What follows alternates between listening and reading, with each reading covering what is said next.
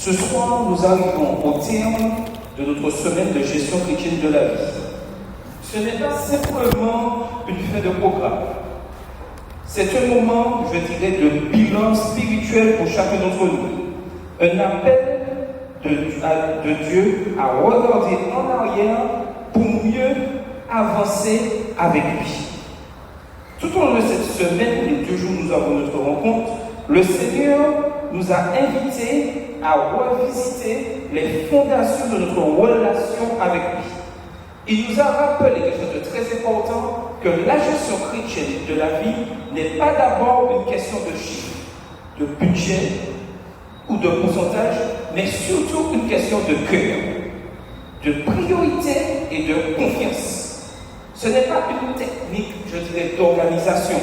C'est une orientation globale de toute notre vie vers Dieu. Beaucoup dans l'Église ou à l'extérieur réduisent encore la gestion chrétienne malheureusement aux finances. Ils associent presque exclusivement à la dîme, aux offrandes, au soutien matériel de l'œuvre. Bien sûr, ces dimensions ont leur place et leur importance. Mais si on s'arrête uniquement à cela, nous passons malheureusement à côté de l'essentiel.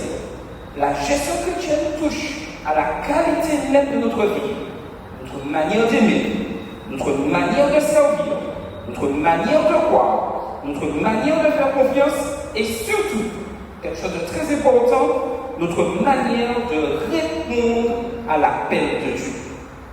Vivre la gestion chrétienne, ce n'est pas essayer de sauver les meubles dans un monde en crise. Non.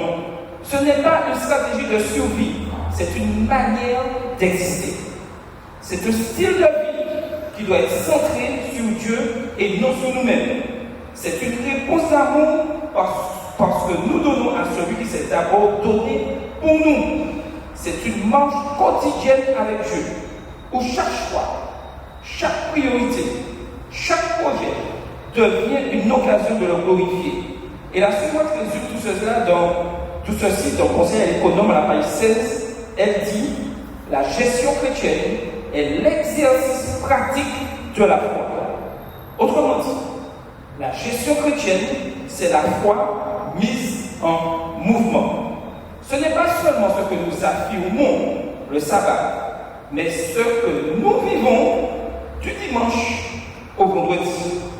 C'est la traduction concrète de notre confiance en Dieu, dans l'usage de notre temps, l'usage de nos forces, de nos talents, de notre influence, de nos biens et même de nos souffrances. Gérer sa vie chrétienne, c'est reconnaître que tout vient de Dieu. Tout ce que nous sommes, tout ce que nous avons, tout ce que nous espérons devenir, nous ne sommes pas propriétaires. Nous ne sommes pas au centre de l'histoire. Nous sommes des administrateurs, intendants, collaborateurs de Dieu dans son grand projet de salut. Il nous confie des ressources, non pour que nous les enfermions, non pour que nous les gardions pour nous, mais pour que nous les fassions fructifier à sa gloire. C'est dans cet esprit que nous poursuivons notre rencontre de prière de ce soir. Nous voulons, je dirais, faire un petit récapitulatif de cette semaine. Non comme une simple série de thèmes, mais comme un chemin de croissance. Un parcours, je dirais, en plusieurs étapes ce soir. Plusieurs prises de conscience par lesquelles Dieu nous apprend à vivre au-delà des obstacles, à voir plus loin que nos limites et surtout nous appuyer non sur nos capacités, mais sur la puissance de notre Dieu. Amen. Que le Saint-Esprit nous aide durant toute cette rencontre ce soir, en ce moment même, à ouvrir notre cœur pour recevoir tout ce que Dieu veut encore nous dire. Il est important aujourd'hui que nous puissions nous attacher à l'identité de l'Église adventiste du 7e jour.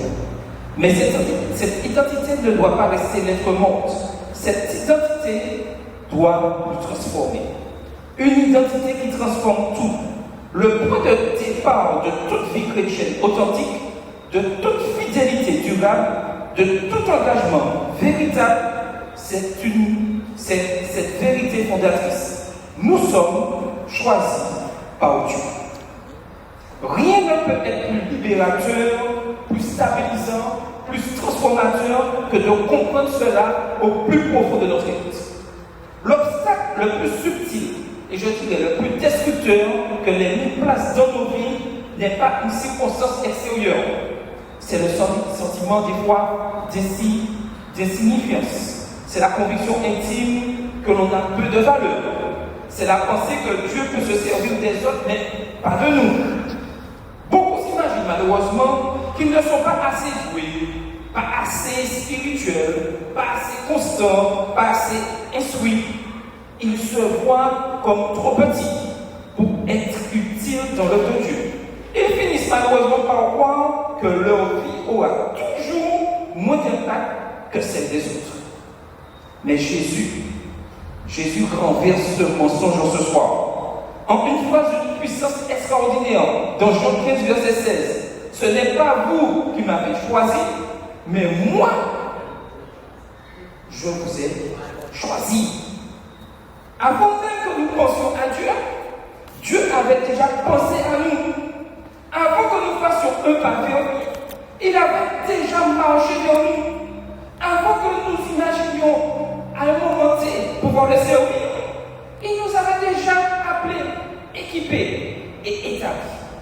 Cette vérité change tout. Elle retire le poids écrasant de la performance. Elle balaie la comparaison qui ronge l'âme. Elle brise, je dirais, les chaînes du « je ne suis pas assez ». Emmanuel Macron dit très bien dans l'éducation à la page 269. Dieu appelle chacun à occuper une place dans son plan éternel. Cela signifie que tu n'es pas ici par hasard ce soir. Tu n'es pas dans l'église parce que quelqu'un t'y a poussé. Non. Tu n'es pas en mission parce que tu es fort ou compétent. Non plus. Tu n'as pas été sauvé pour rester spectateur. Tu es ici parce que Dieu lui-même t'a choisi. Il t'a placé, t'a confié une mission unique dans son royaume. Tu es intendant, non parce que tu es parfait, mais parce que Dieu t'a voulu. Tu es serviteur, non parce que tu as des capacités, oh non, mais parce que Dieu t'a préparé une place qu'aucune autre personne ne peut occuper. Lorsque cette vérité pénètre le cœur, la gestion chrétienne cesse d'être un ensemble d'obligations. Elle devient une réponse joyeuse. Elle devient une offrande d'amour. Elle devient une manière de dire « Seigneur, oui Seigneur, tu m'as choisi, me voici, utilise-moi comme tu veux ». La gestion chrétienne commence par l'identité. Avant l'action, par l'appel, avant la tâche. Par la grâce, avant l'effort. Et c'est seulement lorsque nous comprenons que nous avons été choisis par Dieu que nous pouvons vivre une vie qui dépasse réellement les obstacles. Nous allons toujours rencontrer des défis. Et des fois, le plus souvent, nous disons que les défis sont trop grands. Mais en ce soir, je voudrais rassurer tout un chacun. Lorsque le croyant accepte réellement que Dieu l'a choisi, lorsque nous avons fait ce choix, une nouvelle étape s'ouvre devant lui. L'affrontement d'un défi qui souvent paraissent trop grand pour lui, c'est paradoxal, on pourrait dire, on s'attendrait à ce que l'appel divin simplifie la route, qu'il écarte les obstacles, qu'il rende la marche plus facile. Pourtant, bien souvent, répondre à l'appel de Dieu nous conduit justement face à des situations qui semblent impossibles. Quel paradoxe! Et c'est là que surgit l'un des plus grands combats de la vie chrétienne. La peur de l'impossible. Si Dieu nous appelle, pourquoi nous place-t-il devant des murs si élevés? Pourquoi les difficultés semblent-elles parfois si disproportionnées par rapport, je dirais, à nos forces? Les Écritures regorgent d'exemple qui nous rassure et surtout qui nous enseigne. Moïse a été choisi pour délivrer Israël. Mais la première grande scène de son ministère l'a placé dos à la mer, face à l'armée la plus puissante du monde à ce moment-là. Gédéon, lui, il a été appelé comme libérateur, mais Dieu a réduit son armée pour qu'il n'y ait plus aucune possibilité humaine de victoire. David, il a été loin comme moi, mais son premier combat public l'a opposé à un géant, capable de terrifier tout un peuple. Les apôtres ont reçu l'ordre de gagner le monde entier, mais ils étaient une poignée d'hommes sans ressources, sans statut, sans influence. Ces récits ne sont pas des exceptions. Ils sont la norme spirituelle. Chaque fois que Dieu appelle quelqu'un, il l'accompagne sur un chemin où les circonstances dépassent ses capacités. Pourquoi? Parce que Dieu veut qu'il apprenne à dépendre de lui et non de lui-même. Ces histoires nous enseignent deux vérités importantes. Dieu appelle toujours avant de rendre capable. Deuxièmement, l'impossible n'est pas un mur, mais un terrain d'intervention de Dieu. Et Mme White dit ceci dans Conquérant Pacifique à la page 45, l'impossible appartient à Dieu. Notre part est de croire et d'avancer. Si aujourd'hui, tu es face à un défi trop grand pour toi, si une mission te dépasse, si tu ne vois pas d'issue humaine, si tu ne comprends pas comment accomplir ce que Dieu te demande, ne panique pas, ne recule pas, ne te dévalorise pas. C'est peut-être le signe le plus certain que Dieu est en train d'agir en toi. Lorsque le défi dépasse ta capacité, cela nous t'oblige à lever les yeux vers Dieu. Cela t'apprend à abandonner tes propres stratégies. Cela purifie ta foi. Cela prépare un miracle que tu ne pouvais pas imaginer. Les défis trop grands sont des lieux saints où Dieu se révèle comme le Dieu Tout-Puissant. Ils deviennent des autels où notre faiblesse rencontre sa force, où notre incapacité rencontre sa fidélité.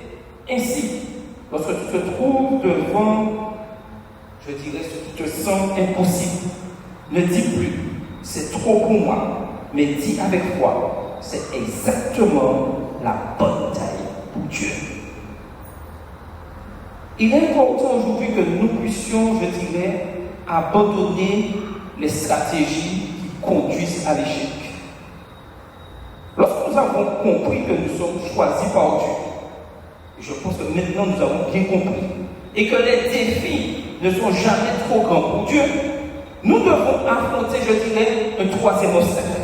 Probablement le plus subtil de tous. Notre tendance, surtout, à compter sur nos propres stratégies. Ce n'est pas l'ennemi extérieur qui nous limite le plus. Ce ne sont pas les circonstances qui nous bloquent le plus. La vraie lutte se joue souvent dans notre propre manière de penser, de planifier, d'agir sans Dieu. L'être humain a malheureusement une capacité étonnante à vouloir gérer sa vie par lui-même, avec ses propres forces. Nous voulons bien faire, mais nous le faisons malheureusement à notre manière. Nous utilisons notre logique, nous utilisons nos habitudes, nous utilisons nos réflexes humains, parfois même notre intelligence spirituelle, tout en oubliant malheureusement la dépendance essentielle à Dieu. Et nos stratégies humaines, aussi rationnelles, aussi sophistiquées soient-elles, finissent par nous conduire à l'épuisement ou à l'échec. Parmi ces stratégies, certaines reviennent souvent. Attendre d'avoir plus avant d'être fidèle. Ça vous dit quelque chose? Vouloir tout contrôler. Agir sans prière. Imiter les modèles du monde. Avancer sans consulter le Saint-Esprit. Chercher des résultats sans obéissance. Mais il est important que nous puissions être attachés aux Écritures. Ce que l'Écriture enseigne, c'est que toute la Bible nous montre des stratégies humaines, même les plus brillantes, qui ont amené à un échec total. Tant que l'homme se confie en l'homme, l'échec est assuré. Abraham et Sarah ont tenté d'accélérer la promesse. Cela a produit quoi? Douleur et confusion que l'humanité peine jusqu'à maintenant. Moïse a voulu délivrer Israël par ses propres forces. Cela l'a conduit à fuir dans le désert. Josué a attaqué Haï sans consulter Dieu. Israël a été humilié. Pierre a utilisé son épée pour protéger Jésus. Il agissait sans comprendre la volonté divine. Chaque fois qu'un croyant agit par sa propre stratégie, il ferme une porte que Dieu voulait ouvrir. Et dans Mystère de la guérison, la page 182, il nous est dit ceci. Beaucoup échouent parce qu'ils comptent sur eux-mêmes et non sur Dieu. Cette phrase n'est pas un reproche, c'est une invitation.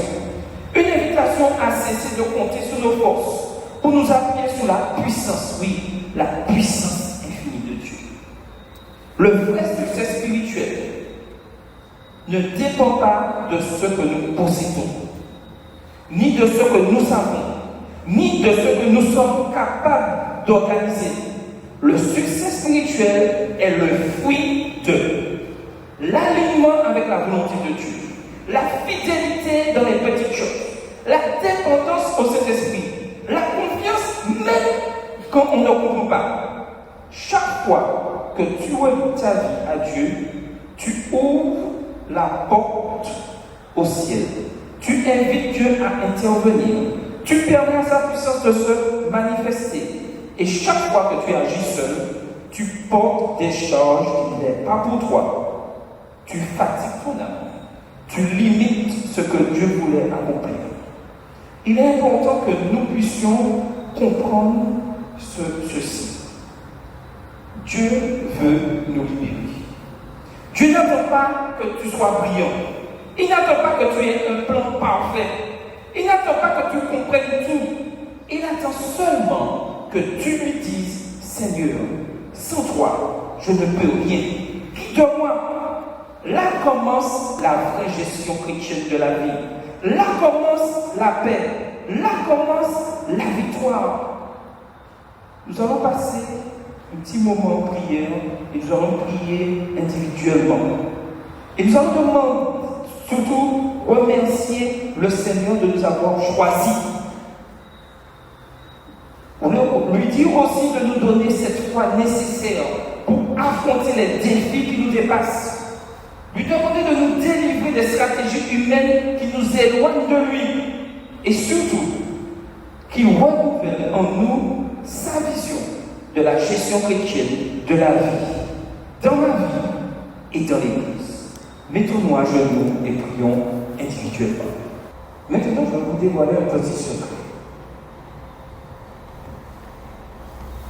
Si nous voulons vraiment être un élément, je dirais, actif dans l'Église et voir notre Église se transformer comme le Seigneur le souhaite, il est important que nous puissions nous rendre disponibles et investir, je dirais, dans la vie des autres.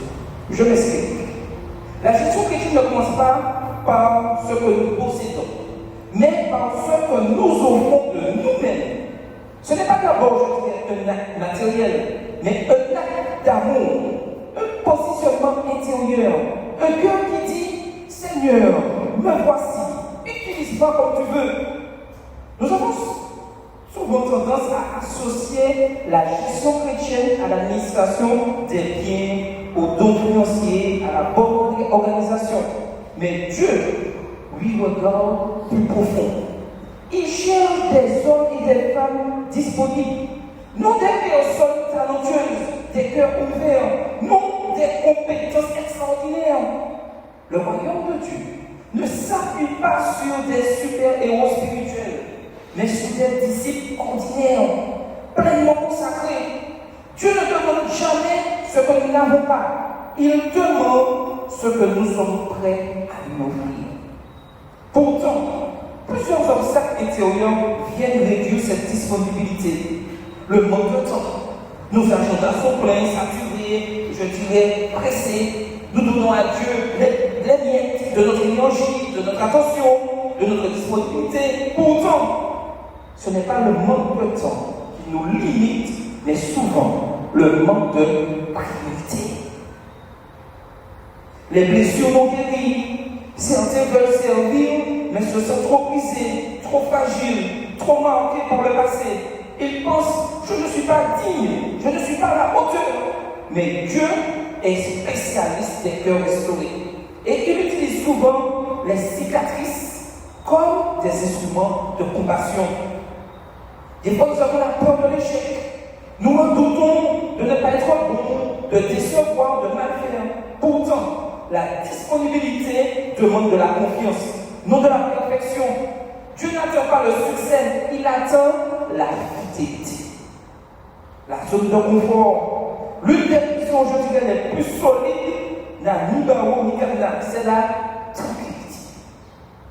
Nous aimons ce que nous connaissons, ce qui ne nous dérange pas, ce qui ne nous coupe pas. Et aucun disciple de Jésus n'a grandi dans sa zone de confort. Nous avons le plus souvent un égoïsme discret que nous faisons tout pour cacher, mais il est bien présent, il est bien là. Et ceci concerne tout le monde. Nous aimons servir. Tout cela ne dérange pas trop notre vie, mais l'amour véritable est sacrificiel. Il se donne, il s'engage, il se rend disponible. Et Jésus résume ce principe dans Matthieu 6, verset 21. Là où est ton trésor, là sera aussi ton cœur. Ton plus grand impact ne se mesure donc pas à tes talents ni à tes ressources, mais à ta disposition intérieure. Les gens ne seront pas transformés par ce que tu sais, mais par l'amour que tu offres. Les échanges au contact de cœur consacré, non au contact de performances impressionnantes. Le monde a moins besoin de génie que de personnes entièrement consacrées.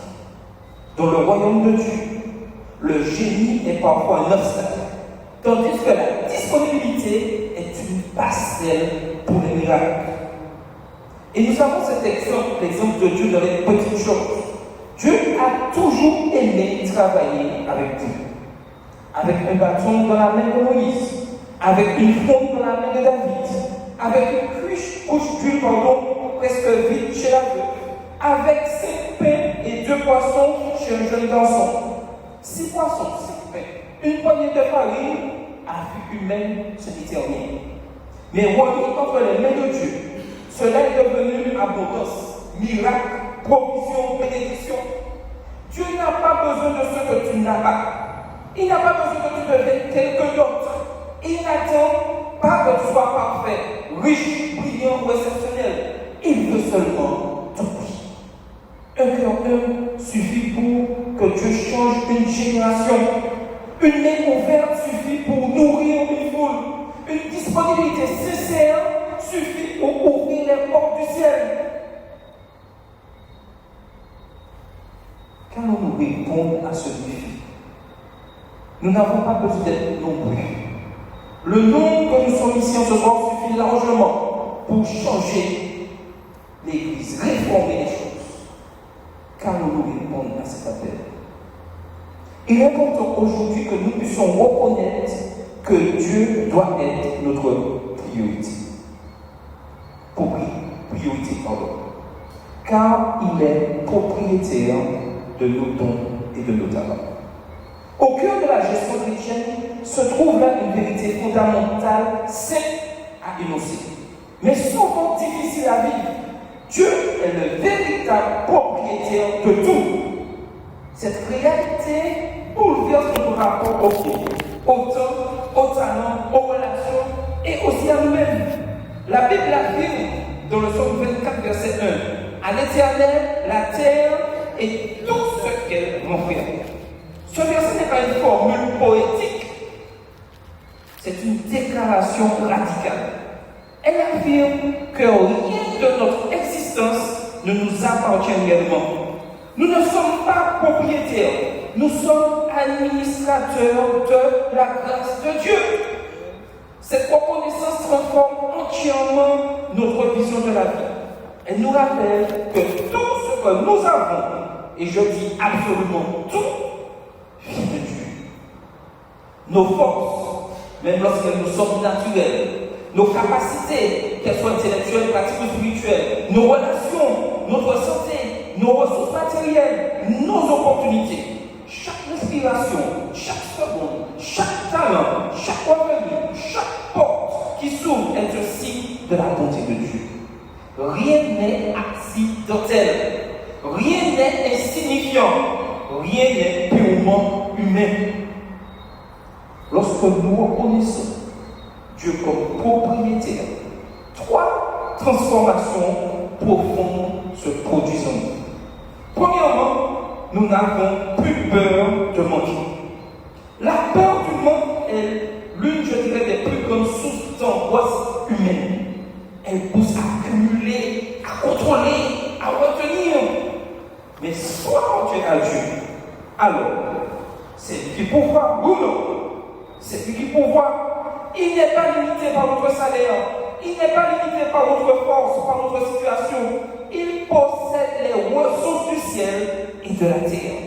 La confiance à ce moment remplace la crainte. La paix remplace l'anxiété.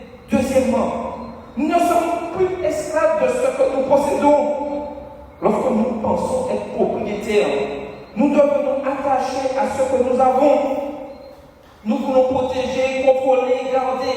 Mais lorsque nous réalisons que nous ne faisons que gérer les biens de Dieu, alors nous cessons, nous faisons tomber, disparaître ces chaînes. Nous devenons des instruments de bénédiction. Nous apprenons à utiliser les ressources sans nous laisser utiliser par elles. Troisièmement, nous devenons libres de donner, de servir et de faire confiance. La véritable générosité ne n'est pas de l'abondance, mais de la reconnaissance. Celui qui sait que tout vient de Dieu n'a pas peur de donner, car lui-même vit dans la certitude d'être entre les mains du pourvoyeur. Le service devient naturel, la confiance devient joyeuse, la fidélité devient un privilège, non un sacrifice. Et donc, conseiller à l'économe, la servante du Seigneur ajoute ceci à la page 17, la reconnaissance que Dieu est propriétaire de toutes choses change le cœur. Changer le cœur. Voilà précisément ce dont nous avons besoin. Car c'est du cœur que naissent nos priorités, nos choix, nos relations au bien, notre confiance en Dieu. Reconnaître Dieu comme propriétaire, ce n'est donc pas une simple doctrine, c'est une guérison intérieure, un repositionnement spirituel, un antidote puissant contre l'angoisse, la jalousie, la comparaison et l'insatisfaction. Lorsque nous déclarons sincèrement, Seigneur, oui, tout est à toi, nous entrons dans une existence plus légère, plus libre, plus joyeuse, où nous ne portons plus que notre vie, mais où Dieu la porte avec nous. Dans le châtiment spirituel de l'intendant de Dieu, un autre obstacle se dresse souvent devant nous. Les paroles et les perceptions des autres. Ce ne sont pas seulement les circonstances, je dirais, extérieures qui freinent notre croissance. Souvent, ce sont les voix humaines, parfois proches, parfois, je dirais, lointaines, qui cherchent à façonner notre identité selon nos propres limites. La vie de famille, l'environnement social, les expériences passées, les échecs et parfois même des frères et sœurs dans l'église peuvent faire entendre un message destructeur répété sous différentes formes. Tu n'es pas capable, tu n'es pas assez bon, tu n'as pas ce qu'il faut, tu n'y arriveras jamais, ce n'est pas ton rôle, ce n'est pas ta place. Ces paroles-là ne viennent pas de Dieu. Elles viennent d'une vision humaine, limitée, souvent marquée par la peur, la comparaison ou l'incompréhension. Mais Dieu lui pose d'entre nous une parole radicalement différente. Tu es précieux à mes yeux. Isaïe 43, verset 4. Cette déclaration ne dépend pas de ta performance, de ton passé, ni du regard des autres. Elle dépend de l'amour immuable de Dieu. Un amour qui précède ton existence, dépasse tes erreurs et transcende tes faiblesses. Les limites imposées par les autres ne sont dangereuses que si nous les croyons. Le problème n'est pas ce qu'ils disent, c'est ce que nous laissons entrer dans notre cœur. Beaucoup de destinées se sont malheureusement éteintes parce que quelqu'un, un jour, a prononcé une phrase blessante. Et que cette phrase est devenue une frontière intérieure. Beaucoup cessent de rêver, beaucoup n'osent plus de se servir, beaucoup s'auto-limitent sans même s'en rendre compte, parce qu'une voix humaine a remplacé la voix divine. Nous devons nous voir tel que Dieu nous voit. C'est là que commence la vraie liberté. C'est là que commence la vraie gestion chrétienne, dans le regard de Dieu et non dans celui des autres. Les critiques ne sont pas des verdicts. Elles révèlent souvent davantage la condition du cœur de celui qui parle que la valeur de celui qui écoute. La Bible regorge d'hommes et de femmes que les gens ont sous-estimés. Moïse était considéré comme un incapable de parler, David comme un simple berger insignifiant, Gédéon comme le plus petit de la plus petite famille, Marie-Madeleine comme une femme indigne, les apôtres comme des hommes sans instruction. Mais Dieu n'a jamais consulté l'opinion des autres pour déterminer leur mission. Le regard humain ne détermine jamais la paix divine. Ton passé peut expliquer certaines choses, mais il ne doit jamais te définir. Dieu a l'habitude de transformer les faibles en héros, les timides en leaders, les blessés en guérisseurs, les pécheurs en témoins puissants de sa grâce. Ce n'est pas ton passé qui décide ton avenir, c'est Dieu et Dieu seul qui le fait. Nos faiblesses sont souvent les lieux où Dieu montre sa force. Et Paul lui-même l'a compris dans 2 Corinthiens 12, verset 10. Quand je suis faible, c'est alors que je suis fort.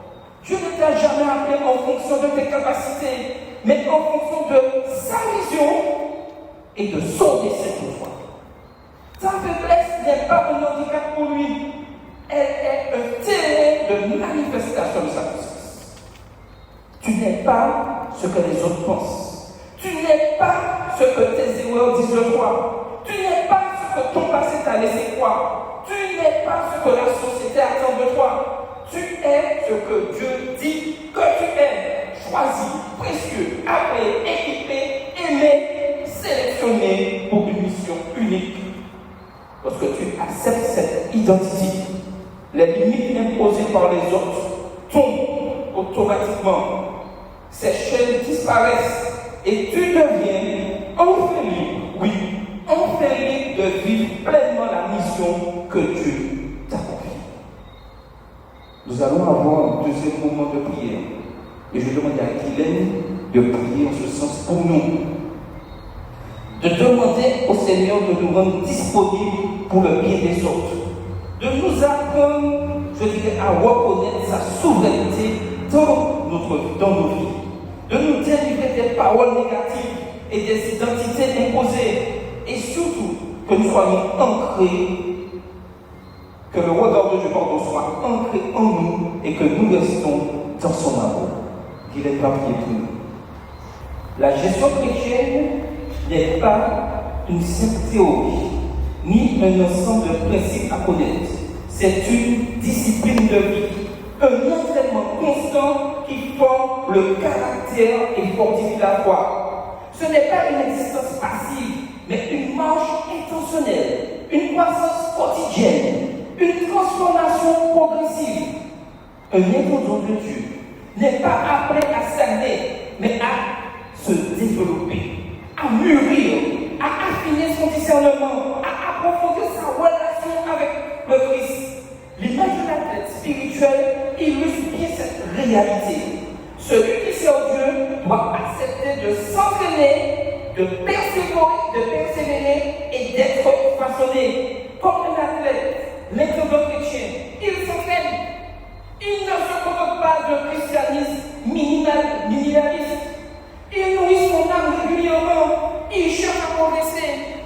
plus fidèle, plus aimant, plus obéissant. Il comprend que la croissance spirituelle n'est pas accidentelle, elle est intentionnelle. Il apprend, chaque jour apporte de nouvelles leçons. Dieu enseigne par sa parole, par l'esprit, par les épreuves, par les relations. Le disciple ne cesse jamais d'apprendre sur Dieu, sur lui-même, sur le monde. L'apprentissage est le chemin de la profondeur. Il se purifie, il examine son cœur, confesse ses forces, renonce aux habitudes destructrices. Il laisse le Saint-Esprit enlever ce qui détourne son regard de Dieu. La purification n'est pas une punition, c'est une libération. Il se relève. Les tendances chrétiens tombent parfois, mais jamais de manière définitive. Il connaît les chutes, les moments de découragement, les faiblesses, mais il choisit de se relever, de recommencer et surtout de persévérer. Sa force n'est pas son absence de chute, mais dans sa capacité à revenir à Dieu. Il se fortifie, il développe une foi résistante, un caractère solide, une persévérance qui n'abandonne pas. Il ne fuit pas les obstacles, il les affronte avec Dieu. Il comprend que chaque défi est une occasion de grandir. Nous aurons toujours des obstacles, non pour nous détruire, mais pour nous façonner. Nous avons souvent malheureusement tendance à voir les difficultés comme des intrusions dans notre vie spirituelle. Mais la Bible nous enseigne que les obstacles ne sont pas des accidents, ils sont des outils de formation. Dans le livre d'éducation à la page 151, la servante du Seigneur dit ceci: les difficultés sont le ciseau qui façonne le caractère. Le ciseau du sculpteur est parfois tranchant, est parfois douloureux, oui, mais sans ce ciseau, le bloc de pierre ne deviendrait jamais une œuvre d'art.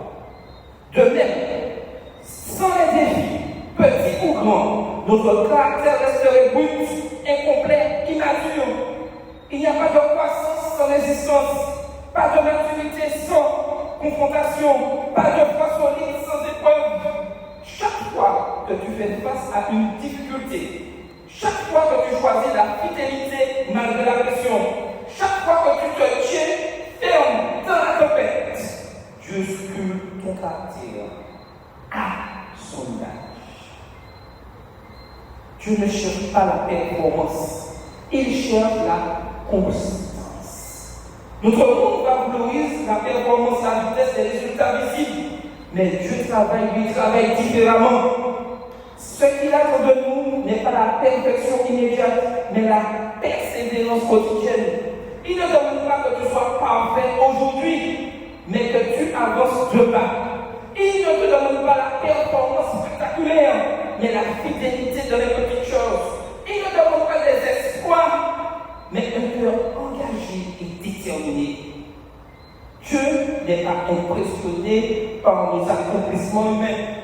Il est touché par notre constance, par notre désir de grandir, par notre décision d'aller plus loin avec lui jour après jour.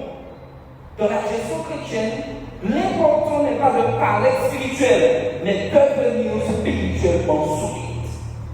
Ce processus est long, parfois douloureux, souvent discret, mais c'est ainsi que Dieu forme ses serviteurs. La gestion chrétienne, c'est donc progresser un peu plus chaque jour, se laisser façonner par Dieu, accueillir les défis comme des opportunités, s'abandonner entre les mains du sculpteur divin, chercher la constance plutôt que la performance. Grandir, c'est répondre joyeusement à l'appel de Dieu. Seigneur, je ne suis pas encore ce que je devrais être, mais grâce à toi, je ne suis plus ce que j'étais. Continue ton œuvre en moi. Et lorsque j'ai compris cela, j'accepte d'être utilisé par Dieu. Dieu utilise ce que nous avons.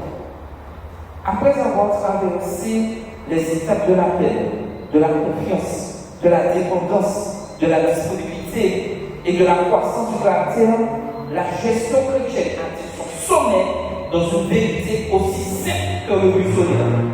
Dieu ne te demande jamais ce que tu as. Il te demande toujours ce que tu as déjà.